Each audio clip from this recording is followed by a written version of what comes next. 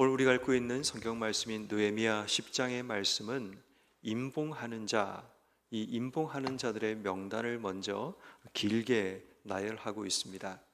이 임봉하는 자들에 대한 이야기는 어제 우리가 읽었던 말씀 38절 말씀, 느헤미야 9장 38절에 보면 그들이 나름대로 죄악을 고백하고 인정하면서 하나님 앞에 견고한 언약을 세우면서 그 언약을 임봉하는 내용이 38절 말씀에 기록되어 있습니다.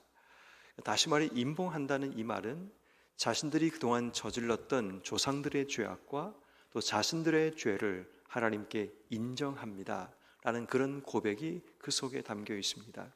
왜냐하면 그들의 죄와 그들의 악으로 인해 그들이 바벨론 포로로 끌려가고 종되었다는 사실을 그들이 이 광장에서 함께 금식하고 율법책의 말씀을 듣는 가운데 깨닫게 됩니다. 그래서 그들이 나름대로 결단과 자신들의 삶의 개혁을 위해서 이 임봉하는 그 일들을 쭉 나열하면서 제일 먼저 7절 말씀처럼 제사장들의 명단을 소개하고 있고, 또 9절 말씀처럼 레위 사람들의 명단을 쭉 소개하고 있고, 또 14절 말씀처럼 백성의 우두머리들의 명단들을 쭉 소개하게 됩니다.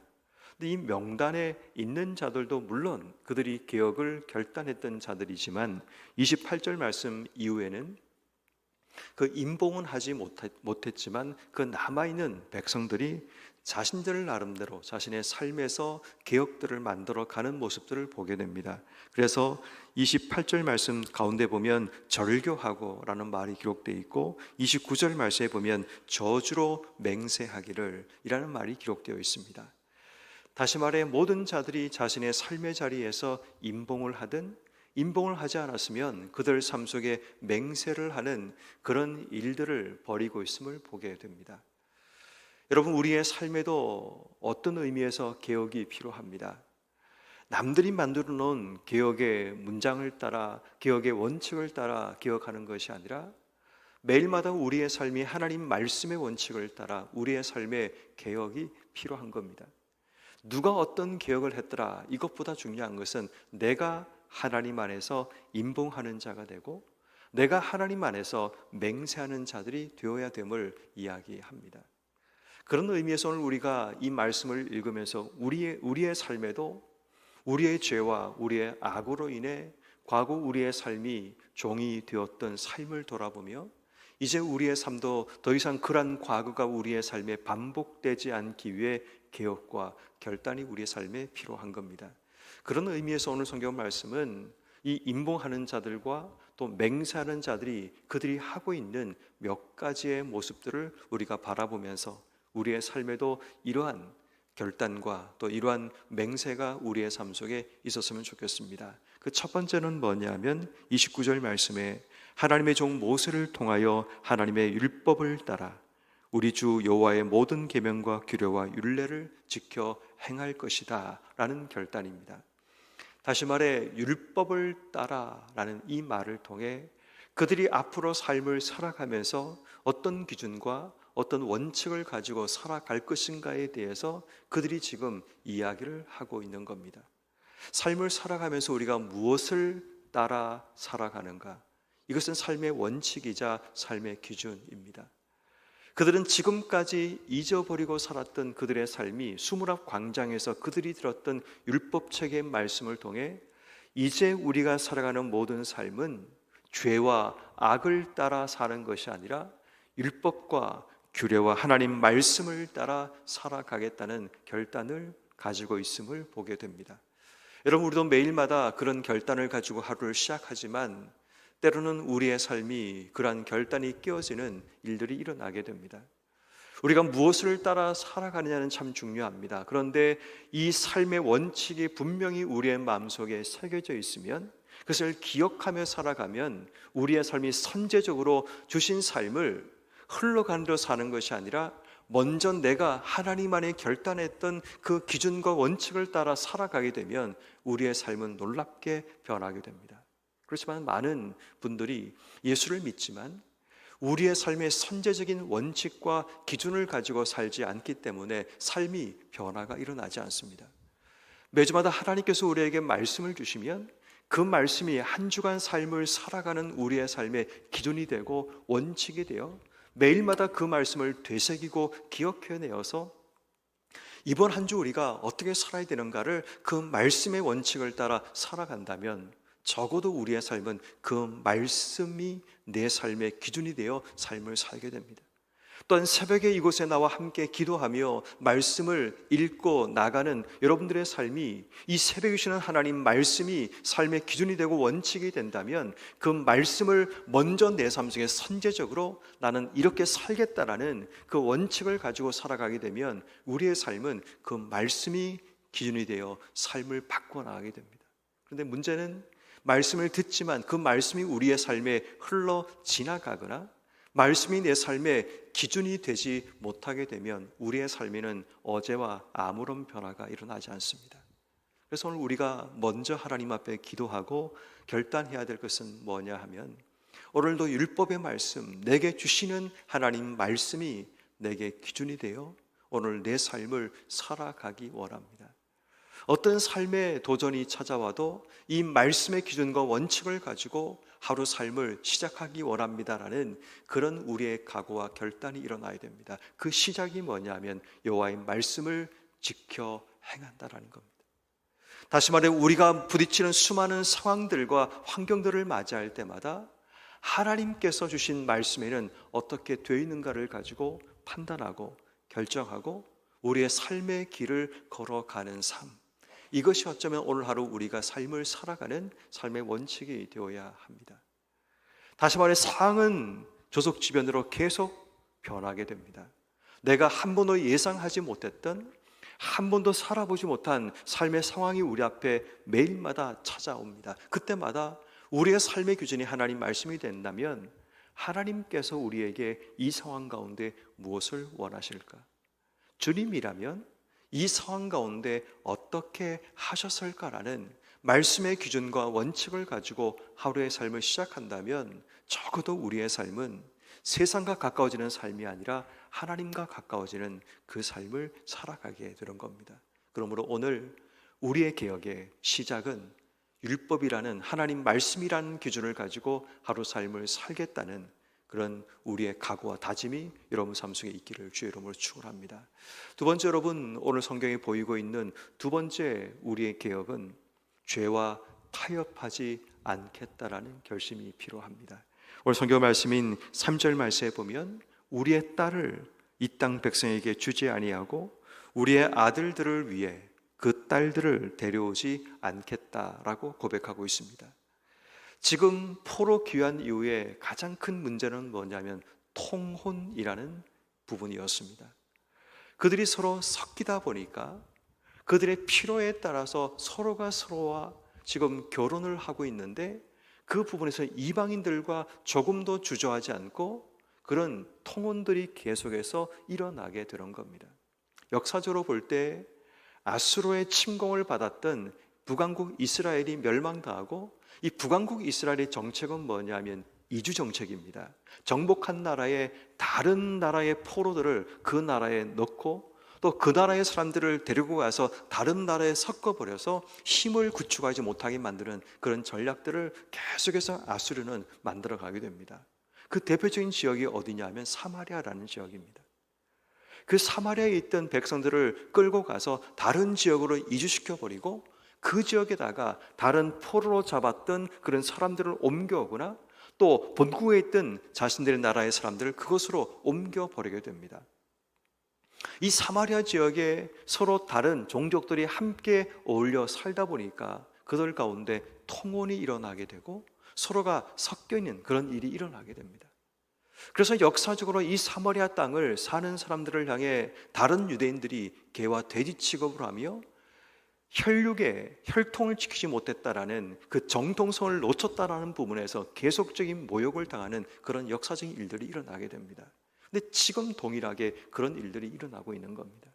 돌아온 이후에도 그들의 삶 속에 계속적인 통혼이 계속 일어나고 있고, 이 느헤미야 후반부에 가면 그들을 이제 골라내게 되고 그들을 떠나보내는 그런 결단들도 일어나게 됩니다. 그 시작이 바로 이겁니다. 지금까지는 어떻게 살아왔더라도 이제부터라도 우리가 통혼하지 않겠습니다. 그들의 아내를, 그들의 딸들을 데려오지 않고 우리의 딸들을 그들에게 주지 않겠다라는 죄를 미워하고 죄와 결별하겠다는 그런 결단을 하게 됩니다. 여러분, 단순히 이들에게는 통혼이 그냥 편리를 위해서 삶을 살기 위한 수단이 아니라 하나님 앞에 자신들의 정체성을, 거룩의 결단과 구분이 필요했던 삶이었기 때문에 이 통혼은 굉장히 큰 죄가 될 수 있었습니다. 그런 의미에서 그들은 죄와 타협하지 않겠다는 결단을 그들 삶 속에 드러내고 있다고 봐도 그게 틀린 것이 아닙니다. 오늘도 우리의 삶의 편리와 우리의 유익을 위해서 세상과 섞이는 삶을 살아갈 때가 있습니다. 죄를 미워하지 않고 죄를 타협하고 죄와 손을 잡고 우리의 편리를 위해, 우리의 이익을 위해 우리의 삶을 살아갈 수도 있습니다. 그렇지만 우리가 오늘 해야 될 두 번째 개혁은 오늘 하루 하나님, 내 삶에서 죄와 타협하지 않겠습니다. 죄를 미워하고 죄의 자리에 서지 않고 죄와 섞이지 않겠습니다라는 결단이 우리 속에 일어나야 됩니다. 사소해 보이지만 그 작은 것 하나 내가 원칙을 지키지 않고 죄와 타협하는 순간 더 큰 문이 우리의 삶에 열리게 됩니다. 댐에 구멍이 뚫리는 것은 처음에는 작은 구멍으로 시작됩니다. 그러나 그 작은 구멍이 점점 벌어져서 나중에는 우리 힘으로는 도저히 막을 수 없는 큰 문이 열리게 되는 것을 보게 되는 것처럼, 우리의 삶에도 죄와 타협하지 않는 결단이 우리에게 필요한 이유는 한번 타협하기 시작하면 그 다음부터는 점점 더 많은 타협의 기회가 우리의 삶 속에 오게 되고 나중에는 그 공격을 막아낼 수가 없게 되는 겁니다. 그래서 직장이나 또 군에 있을 때 술과 같은 이런 유혹들이 많은 크리스찬 남성들에게 찾아오게 됩니다. 근데 그것을 처음에 이겨내지 못하게 되면 계속적인 그런 도전이 일어나게 됩니다. 저는 신학을 다녔으니까 그런 도전들이 없었는데 저희 형님 같은 경우는 그런 도전들이 직장생활 내내 찾아오게 되었습니다. 그러니까 저희 가정은 목사 이제 집에서 자라다 보니까 그런 술이라든지 아니면 그런 부분에 대해서는 나름대로 원칙을 가지고 또 교육을 받고 성장을 했지만 직장생활 가운데 계속해서 그런 도전들이 찾아오게 되고 회식이 올 때마다 상사가 부어주는 그런 술잔을 받지 않을 수 없는 그런 위기를 저희 형님 같은 경우는 늘 맞이하게 되었다고 이야기를 합니다. 그때마다 그것을 거절하고 또 받고 버리고 이런 과정을 반복하면서 때로는 찍히기도 하고 때로는 문제가 되기도 하고 이런 어려움을 겪게 되었다고 들었습니다. 근데 어느 날부터 형님 가방이, 회식을 가면 가방 속에 이제 맥주와 비슷한 보리차를 들고 가고 또 뭐 나름대로 소주와 비슷한 뭐 사이다를 들고 가고, 그렇게 해서 그 가방 속에 늘 비싼 색깔의 오늘 먹게 되는 그런 그 음료라 그러나요? 술의 그런 색깔과 비슷한 음료들을 챙겨가면서 그들의 분위기를 맞춰가려고 하는 그런 모습을 했다는 이야기를 들은 적이 있습니다. 한번 타협하기 시작하면 그 다음부터는 도저히 막을 수 없는 구멍이 뚫려지기 때문에 우리의 삶에도 죄와 타협하지 않기 위한 결단이 우리에게 필요합니다. 그것 때문에 때로는 우리의 삶에 어려움을 당할 수 있겠지만 그럼에도 불구하고 죄와 타협하지 않는 결단이 우리에게 필요한 이유는 죄는 우리의 모든 것을 무너뜨리는 그런 강력한 물결이기 때문입니다. 그러므로 오늘 하루 우리의 삶의 개혁은 죄와 타협하지 않겠다라는 겁니다. 세상과 섞이지 않는 거룩한 구별됨의 삶을 살겠다는 오늘 하루 우리의 결단이 있을 때 죄가 아무리 우리를 향해 강력한 화살을 쏘아대도 우리는 그 죄를 막을 수 있는 견고한 거룩의 방패를 가지고 이 땅의 삶을 살아갈 수 있게 됩니다. 그러므로 오늘 결단하고 세상으로 나가십시오. 어떤 도전이 내 앞에 찾아와도 나는 죄와 타협하지 않고 죄를 막아낼 수 있는 거룩의 방패를 들겠다는 그러한 결단으로 살아가시는 여러분 모든 삶이 되기를 바랍니다. 마지막 세 번째, 오늘 본문에 등장하는 세 번째 개혁은 바로 결단입니다.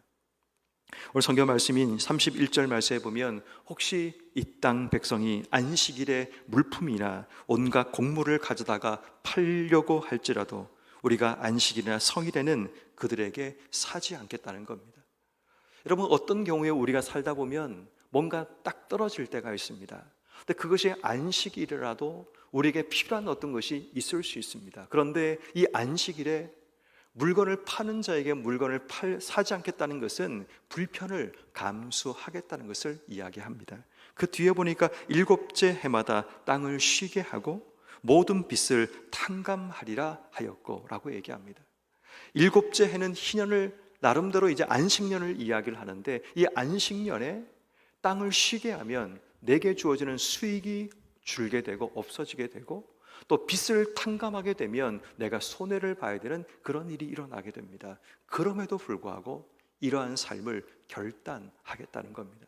손해를 보고 불편한 삶이 내 삶에 있더라도 내가 하나님 때문에 참아내고 견뎌내겠다는 그 결단을 이야기하고 있습니다.